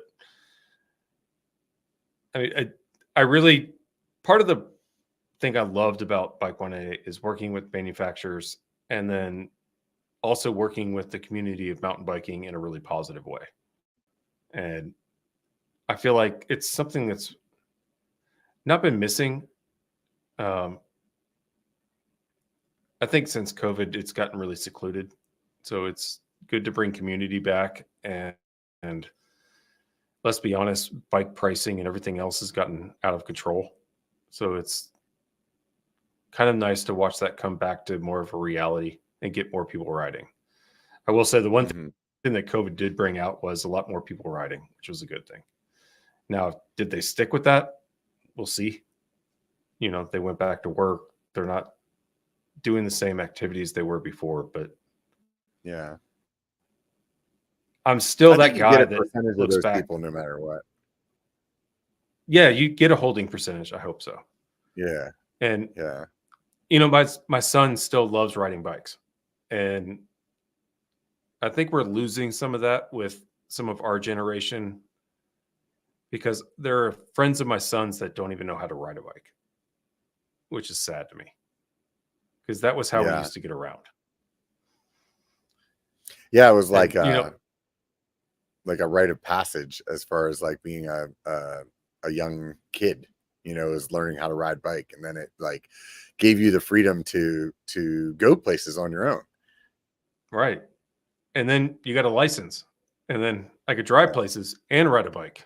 You know, yeah, and now I'm hearing kids that are waiting to get their driver's license. They don't know how to ride a bike. They don't want to drive a car. They just want to Uber places. And you know what? It's sad. You know, it yeah. should be a point of freedom. It should be something you enjoy doing is getting out on your own. There's something So it's special about riding a bike, and I don't know. This is the best thing that the best observation I think that I can use to tell this story. But recently, one of my daughter's in college, so one of my daughter's friends was one of those people that didn't know how to ride bike, and so like when they come over, I'm always like jabbing, like, "Oh, we're gonna make a video. You're gonna be on the biker channel. You know, we're gonna be teaching you how yeah, to ride bike." And one day they came over, and I didn't really actually want to film it. You know, it was just like, all right, we're going to teach you how to ride bike today. And so here's this girl that's like 20 years old, learning how to ride a bike for the first time. And she had the same smile on her face as like a 6-year-old when she got it. You know, like it was yeah, like, oh my God, this is so fun. She's like, I want to do this, you know, like all day, you know, or yeah. whatever. And it was like there's something about it that is it's special. It's something special there. And it is sad that there's a lot of children out there that aren't experiencing that. And it is sad that like a lot of these young kids nowadays are like they're growing up with like an electronic babysitter instead of like going out and learning life lessons. And that's what like the bike did for us as a kid, is it made us like For get far sure. enough away from mom that like we can't get saved, you know. So you had to Right. like learn how to do shit on your own, you know, or you had to figure out how to get home, or like how you got to where you were from where you were at, you know, like you had to pay attention to what was going on in the world. And you're like, oh yeah, that rusty colored telephone pole, I need to make a right, and then over at that, you know, barking dog's house, that's where I make a left. Dude, my kids were like 16. My son was driving and my daughter was 2 years younger than him, and they were going to their mom's house, which they had driven to for years, you know, in between our Yeah. houses, and they were still like using Google. They like, if their phone died, they were lost. It Yeah. was like, dude, you've been on this drive like 1,000 times. You should 100% know where you're going, you know? So, Well, yeah, I think that was there's a big part for me was bike was freedom. yeah, Like I'd go meet up yeah, with my friends. We'd see how far we could go that day. And then we'd push it and push it and push it till we got in trouble, right. you know. And now watching my son ride is a whole new level of just enjoyment. And Yeah, none of his friends ride bikes. He only rides with me. So it's an Yeah, it's interesting because like all my friends in high It is. school, that's what we did when we got out of school. Is like we all went out, grabbed our BMX We rode. bikes, and then Yeah. we were mobbing around town, like kicking out people's trash cans and jumping around steps and doing all Oh, for stupid sure. kid shit. But it was like, but that's what we did together. Like we were outside, like essentially we were exercising. You know? And now Yeah. it's like kids are like, hey, come over to my house. Or no, don't even come to my house. You go home, I'll go home, and we'll play Roblox on the internet, and that's how we'll hang out. And it's like, Right. And then yeah, my son has an awesome bike, and we take it to local trails here, and I take him on the dirt jumps and stuff, and he kills it. But he's the youngest one there every single time, yeah, which is just strange to me. But yeah. Yeah, it's really interesting to me that there's a lot of people that are in their like 30s and late, like let's just say 30s, that are like just getting into riding bikes, and some of them like learning how to ride bikes at that point. And yeah, I think though at the end of the day, I mean, it goes to show though, even though that these people are getting started later, that it's definitely like there's still something very rewarding about it. It's very like no, it's a great it thing. catches, I'd rather yeah, I'd rather be out there doing something good and helping themselves out and having a good time. yeah. It's rewarding, and I think we should be inviting for sure. Yeah, that's always my argument when people get all flustered about e-bikes and stuff like that. And I'm like, look, dude, anything that keeps people going outside instead of sitting on the couch, I think I'm not going to complain about it. Like, I really am not. No, as The long only as it thing doesn't is have a like, throttle. Just yeah. Yeah, and that's what you were touching on earlier. And that's what I was just about to bring back up is like, that's the only part where I really am like, to me, I felt like, man, there's a possibility that we're going to start like being able to see bikes get like allowed into national parks and on these long time hiking trails and stuff like that. And when the e-bikes start popping up, man, that just gives all those anti-bike people like, see, it is a motorcycle, like, and well, and we run into a lot of issues here in North Georgia with horse people when they're like, "Oh yeah, it's a motorcycle, get off." And they've been yeah. fighting mountain bikers all along. It's just giving them one more excuse of, no, it has a motor. I don't And understand how horse people have so much fucking pull in the United States. I really just don't get it. there's a lot of money behind it. That's the problem. Yeah. Um, But and think about how much money people are spending on bikes, though, dude. I mean, I got I fucking know, 6 bikes in my garage. That's at least a horse, I right? know. Well, the part I don't get either, and we live in a very horse centric area, and I know a lot of nice horse people, but you Yeah. can't argue trail destruction when it comes to mountain bikes or even e-bikes when you see what horses do to trails. It's not the same. It's just they want the Yeah. trail to themselves. And look, I get it. There are certain riders that will come around a corner and run straight into a horse and not even think about it and be like, "Hey, look, I don't care. I'm here. I own the trail too." I think there's a little bit of responsibility on our part too to be like, "Hey, if you see a horse, back off, walk, let them go." Uh, I think it's just a lot of egos in one room, and if Yeah. everyone I'll separated the egos, it would be fine. I'll be honest. I mean, horses definitely mangle trails, but the one thing that I had heard over the years, which I do feel like is accurate, is that like the horse hooves make like indentations into the ground, and bike tires make long straight paths that water can roll like flow on. And you definitely see that like in a trail where just how it wears, it's Yeah. obvious that that is true.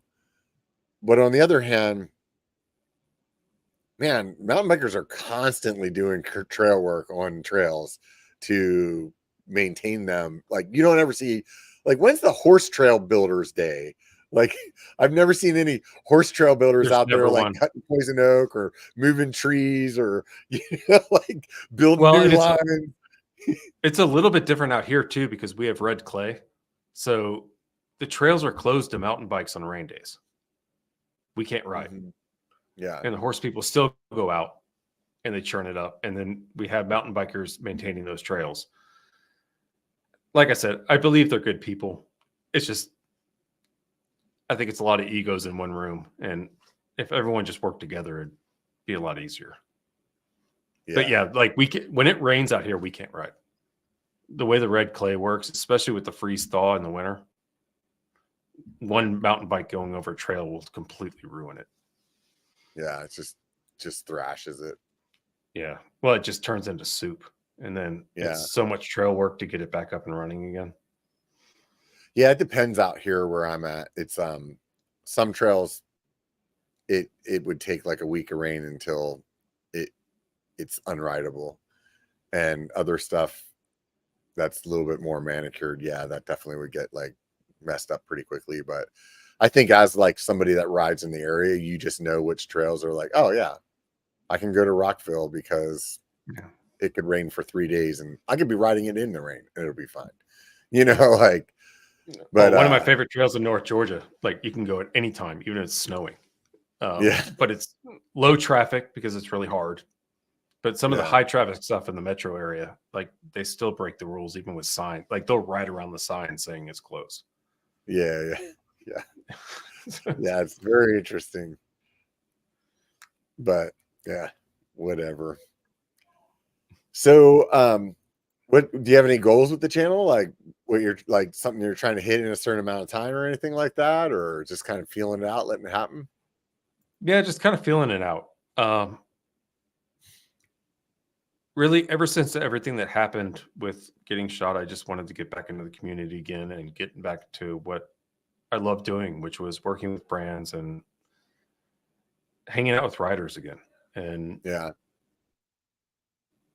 so far it's done that. So wherever it goes from here, I'm completely happy with. But it's been fun to get back into it because I do feel like there was a time there where it was missing. So it's fun to be part of a community again and share experiences with people all over the world with riding. So it's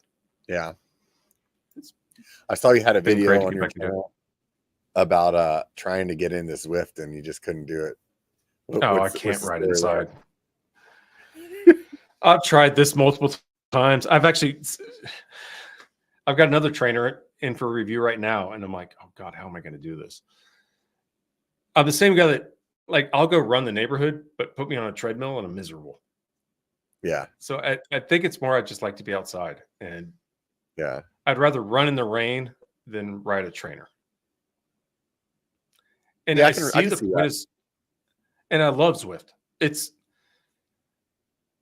because riding a trainer without Zwift is even worse. Right. Because you're even more bored. So yeah. I love the concept. And have you tried the training plans or just like, are you just getting on there and just riding around free riding? Well, I tried the training plans too, and I put fans on me. I do everything to try to just make it great. And it's to stay in shape. I'd rather run my neighborhood than be on a trainer. Yeah. I can say this. For a long time, I bagged on everybody that rode a trainer, but after doing some of the training plans on there, I'm definitely way stronger when I finish those training plans. It's like I cannot be that regimented with myself in the real world. Like even whenever I like finish the training plan, I'm like, all right, man, if I'm on the trail and I see I'm under like 190 watts, or then I'm gonna ramp it up and I'm gonna stay there, or I'm gonna like make sure I'm at this. Dude, fuck that, man. I get on the trail, I'm like, yeah, 65 cadence, and this is hard. I don't give a shit, you know. Like, but on the trainer, at least I can like focus and be like, all right, it definitely makes a difference. But I 100% agree with you. It boils down to, I had a really good friend of mine. I rode with both her and her husband. They started training for this big trip they were going on, and she was dreading getting on her bike because she had to train for this trip. And she looked at me and she said, Rob, I never want to not want to get on my bike. Yeah. I think the trainer for me is that. Yeah. Like when I put a leg over a bike, I want it to be fun. Yeah. I'd rather go run and be miserable running. But when I throw a leg over a bike, that's my me time. Yeah. No, it's definitely miserable on the trainer. Like, and it depends on which kind of miserable you're looking for, but like the training plan miserables is like 100%. I don't want to do it because I know it's going to be an hour of a serious pain cave. And, An but, hour that feels like 3. yeah. I don't know what happens. There's some kind of like time space continuum that gets screwed up when you're on a trainer, because when they have you at like 100% of your FTP and you have to do that for, let's just say, a minute, and you look down and you're like, all right, I'm just going to listen to this song that's playing and I'm going to sing all these lyrics and I'm going to look back up and we're going to have like 10 seconds left. And you look up and like 3 seconds went by and you feel like a whole minute went by. Oh, it's horrible. It's been 3 seconds. I don't even know how that's possible, but it is. Yeah. But when you're mountain biking, you're like, how's it 3 hours already? Yeah, It's exactly. the complete opposite. Yeah. So I'm trying to get back into running myself right now. And I do agree with you. And I actually I've always enjoyed running in the rain. Like, as long as it's not like a full on like shit show downpour, but I don't know. Those rain runs to me were always like, at first you're like, oh, I'm getting wet. But once you get to the point where you're like, I don't care anymore. And then it just turns into like, hey, this is kind of fun. I feel like a kid again, you know? And and you're outside. Yeah, and it's just so easy and so efficient to burn calories, like, and just to like what you get out of it in like in a minuscule amount of time. Like I can go ride a bike for an hour and burn just as many calories as I can in like a 15-minute run, you know? Right. Straight out of your driveway. You don't have to drive to go there.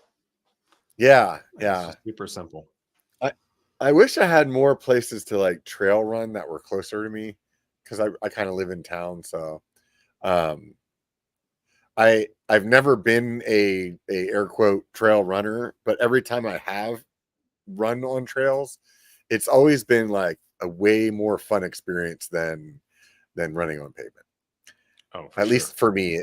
I don't know what it is. I think it's because you have to think about like where your feet are going, and you're tackling some climbs and some descents, and you're kind of bouncing around this rock or whatever. It just gives you more to think about than how much it sucks, you know? Yeah, and the time goes by faster, for sure. Yeah. The only time I've ever had that runner's high, I was in Napa at a work event with my wife. It was her work event, so I was kind of like hanging out while we were there, and I was like, oh, I'm gonna go running, and I went out for what I wanted to be like a just a 3-mile ride or run on this trail system, and I ended up being like somewhere like 6 to 10 miles or something. It was just like, I was just like, this is freaking rad, man. It was like a rainy day, what you're talking about. Nobody was out there. I'm like jumping over pedals and shit, and it was that was really enjoyable, you know. And that's where I could see like that aspect of it is really fun compared to, you know, just going like, I cannot imagine running on a track. I'm with you on the treadmill. I've been doing it on the treadmill lately just because I'm trying to get back into it. And God, it's like 4 minutes on the treadmill, just doing like one little, like whatever. It's like, oh my God, can this get over? I feel like at age 10 years. Yeah, it's horrible. Yeah.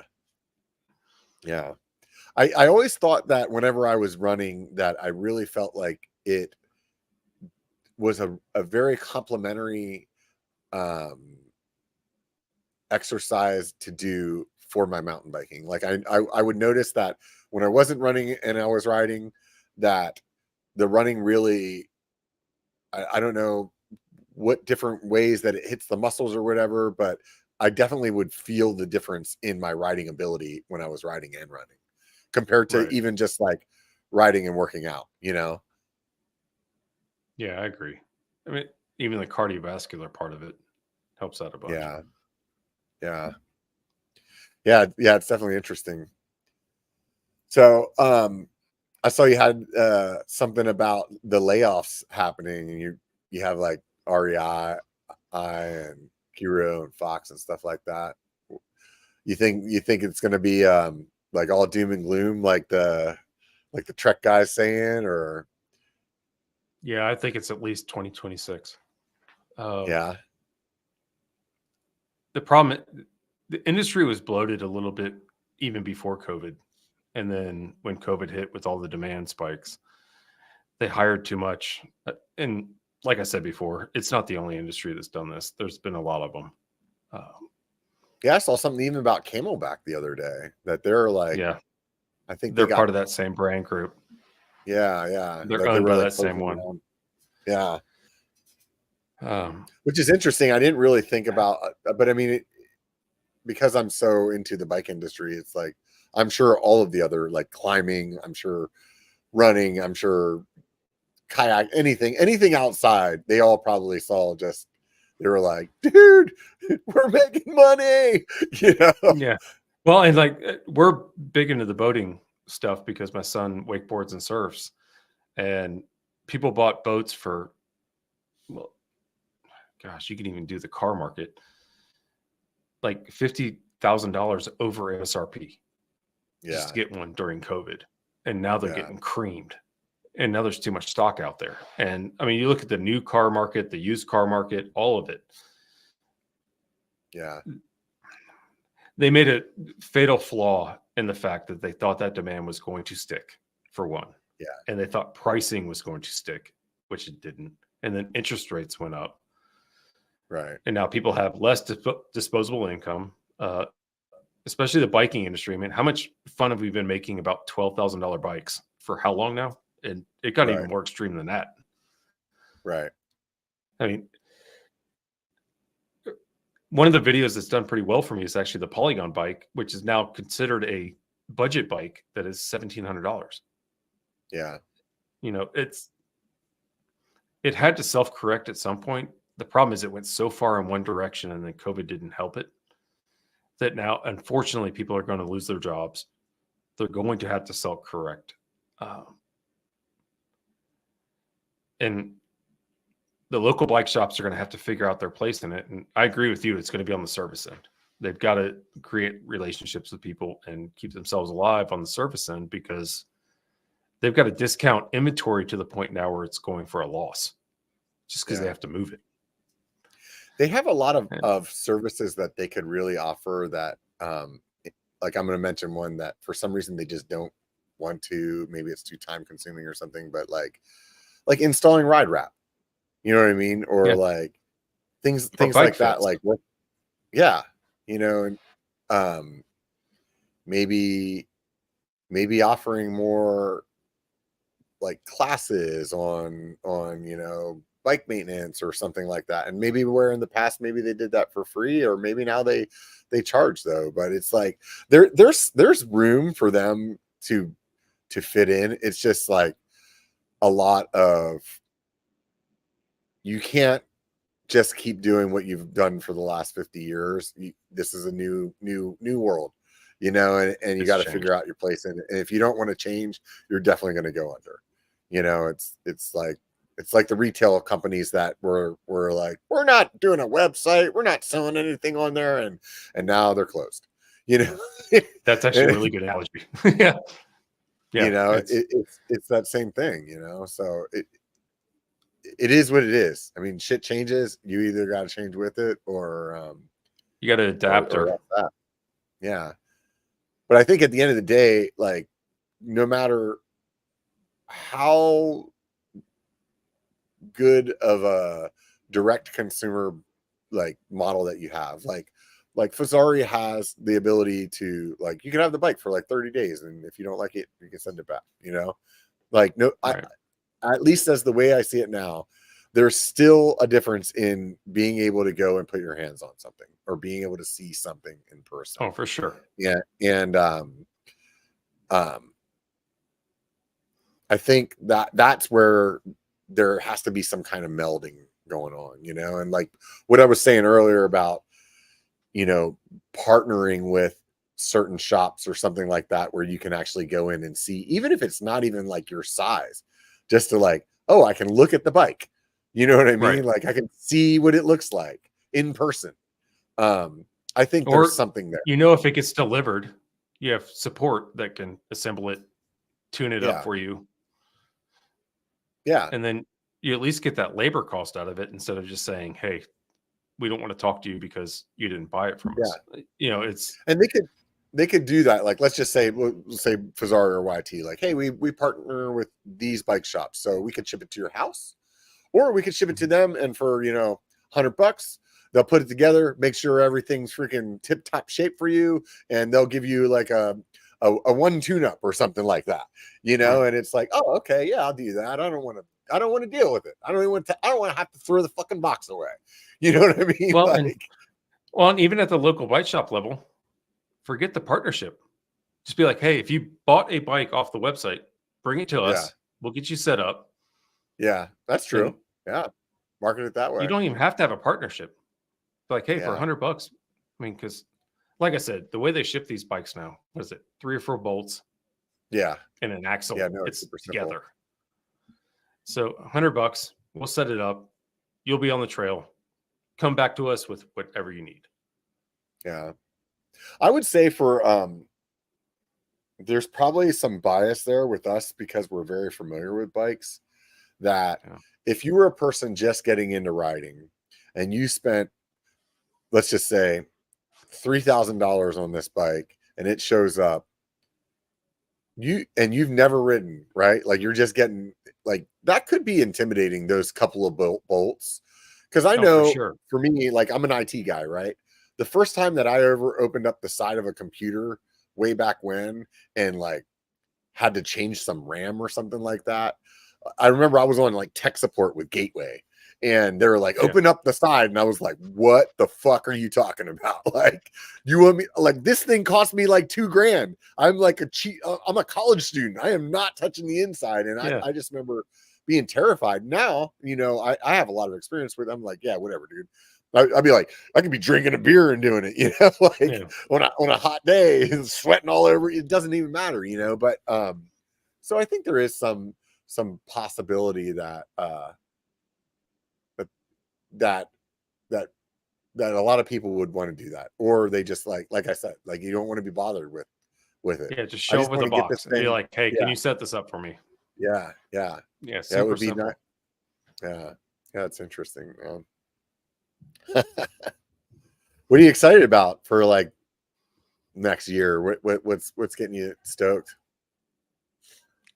It's going to sound strange, but the way e-bikes are going right now is going to be pretty exciting for me because I think it's, at least when it comes to class 1 e-bikes, the line is going to get blurred a lot over the next couple of years. Yeah, As battery technology advances, as the motors get smaller, I don't know if you're going to be able to tell the difference between an e-bike and a regular analog bike at some yeah, point. And I yeah. I think don't think that's I, going I to, think I think it's going to it's open up pretty trail close. access for people like me. Yeah. Yeah, yeah. I think it's pretty close now. I mean, just that guy that I was riding with the other day. I mean, if there wasn't that screen on his top tube, as Yeah, far you as wouldn't even know. listening to it, you could not hear it. That bike did not make a noise. Like, almost every other e-bike I've been around makes some kind of whine. That thing Yeah. did not make any noise at all. And then if you look at like Santa Cruz's bikes, they've made their down tube a lot bigger so that they can add the storage and stuff like that. So their down tube size on their regular bike compared to their e-bike, it's fractionally different, and I think that may have been a marketing decision as well, um that's just me speculating, but I think that you're right, and it's just going to get lighter. The battery tech's going to get better, and there's going to be a, like why not have one that has power? And they're going to figure out a way that you, like, hey, you could turn it off, and if it still weighs the same as your analog bike, then and you run it turned off, like, or you take the battery out or What's the whatever. difference? Well, yeah. And at that point, it's like, why not buy one? It's like, oh, I could buy one, and then that one ride when I'm with those, like, those mashers, I could just throw my battery in and give myself an extra 100 watts and be able to hang, instead of being 10 minutes behind them or whatever. Well, even with despite all the stuff that I've been through that actually put me on an e-bike to begin with, even just having kids, like you can ride those long rides with your friends when you can't train like they can. Yeah. It's when I had my son, there was a period there where it was kind of hard to deal with because I couldn't ride 4 days a week, but they still could. It's like, so wait, we're not supposed to be able to ride together anymore. We're not friends anymore because you guys are riding all the time and I can't. Yeah. It bridges that gap. And it's like, hey, we're in different life spaces right now, but Yeah. I can still come ride with you guys and it's not that big of a deal. Yeah. And Yeah. I've been, I think I'm going to buy one for my wife here soon. And she just hasn't been riding as much mountain bike, and she still does road bike and stuff like that. But at the end of the day, the fitness is different for some of the big mountain bike rides, and where like the trail won't be necessarily some technical thing that she can't hang on that way. It's just more like, oh, we're going to go up to 7,000 feet of elevation and go bang out 20 miles. You got to be conditioned to do that. So if I put her on an e-bike, she'll actually come. And otherwise she's like, oh, I don't want to hold you guys up. I don't want to like be sucking that bad, and it's like, okay. So I don't know. So I bought my wife a Rail 5 for that exact reason. Yeah. And one of my favorite rides I've ever been on was me and my son. We went up to North Carolina and we clocked him at like 35, 40 miles an hour going off of water bars at 9 years old, just sending it. Yeah, he was on a Rocky Mountain. He was on a Rocky Mountain Reaper that I got from a buddy of mine that works for Rocky Mountain. But my wife would have never been on that ride if it wasn't for an e-bike. It wasn't because she can't handle the terrain. It's she's not going to ride as much as we're going to ride. It's just not going to happen. Yeah. And so she was able to be out there and enjoy it with us. It just opens up new windows for people to enjoy being out there. And I mean, to your point that you said earlier, more people out riding. It can't be a bad thing. Yeah, not at all, right? I mean, realistically. Yeah. Yeah. I think there's definitely a good space for it. It wasn't just recently that I always just thought of it as, oh, I could use that instead of shuttling, but I had an experience where I realized I could use it on a day where I would do a boring road ride for recovery, where I can actually go on a recovery ride on a mountain bike, on an e-bike, and go mountain biking on stuff that I enjoy and get that same kind of recovery ride out of it. And I'm like, oh, wow. I never thought of it that way. And I think I'm really curious. So I'm going to have my first one here soon. Ari's sending me one to ride for the year. And I'm curious to see how much it changes me, because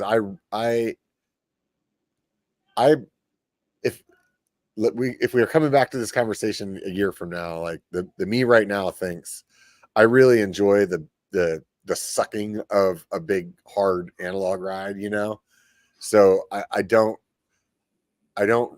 necessarily think that I'll lean all the way into e-bikes like I have seen some of my other friends, but we'll see. I mean, maybe my mind gets changed, So I'll give you a counterpoint on it a little bit. So even at my peak fitness, I was always a high heart rate, high explosive guy. And I rode with a lot of people that could ride 40, 50 miles, like big endurance guys. And my body type at that point, I was good for 20, 25 miles max. And even then I was cashed because I was going downhill so hard. An e-bike now would allow me to do those big death marches with them, even at my peak fitness, just because of different body types. Yeah. So I think people forget sometimes, and it's hard to put yourself in other people's shoes, and I get that. So my endurance guys never really understood that I could never do that. It's like, no, just train harder. No, like my body type will never be able to do that. Just like you guys can't do downhill runs like I can. Yeah.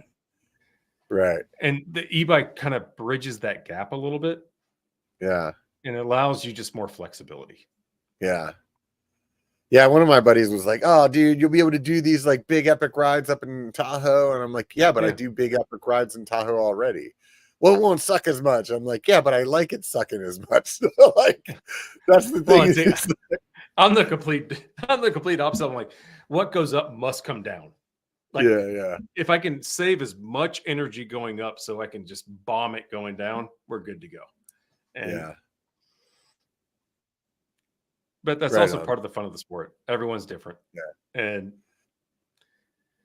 Do you feel like and you, e-bikes make your trails easier, like downhill? I've noticed that on some of the days that I've ridden some pretty janky shit in those, that it's like so much more planted that I feel like, man, that line actually felt easier. Not that there's no like assist in what I'm talking about.